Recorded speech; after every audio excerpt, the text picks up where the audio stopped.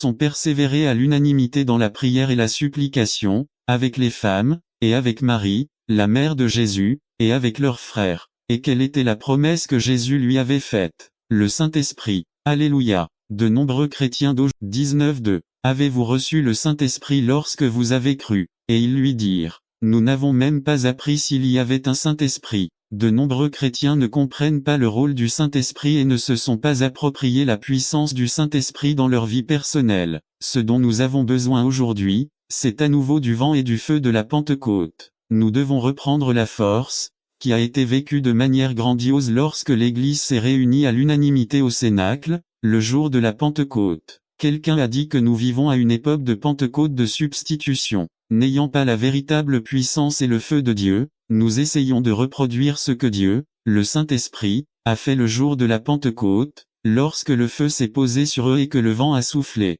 Nous essayons de le reproduire avec des programmes, de la publicité et des promotions. Mon cœur afin d'expérimenter la puissance de la Pentecôte, l'Esprit de Dieu dans plénitude de manifestation. Je veux tout ce que Dieu a pour son Église et ses chrétiens aujourd'hui. Je veux vous parler de la Pentecôte, non pas d'une Église, ni d'une dénomination, mais de la promesse particulière du Père. Un prédicateur baptiste a déclaré, la Pentecôte n'est pas une dénomination, mais c'est une expérience que chaque enfant de Dieu doit vivre. Nous avons le privilège de vivre dans une génération où Dieu déverse à nouveau son esprit de manière grandiose. La pluie du Saint-Esprit tombe sur une terre religieuse et aride de notre époque pour nous donner un doux rafraîchissement pour préparer les précieux fruits de la terre pour la récolte. Écoutez ce qui est dit dans Joël 2, 28-32. Après cela, je répandrai mon esprit sur toute chair, et n'attendrai pas qu'il soit trop tard.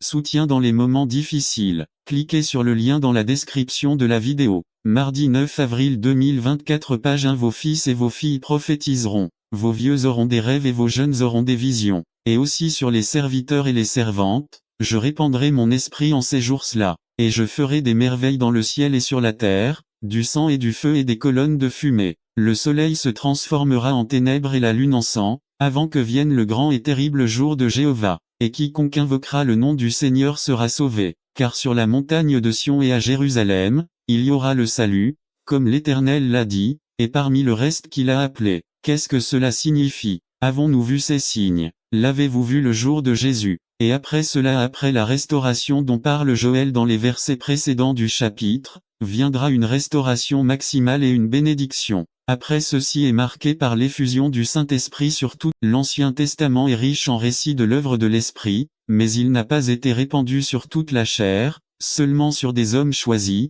à des moments choisis.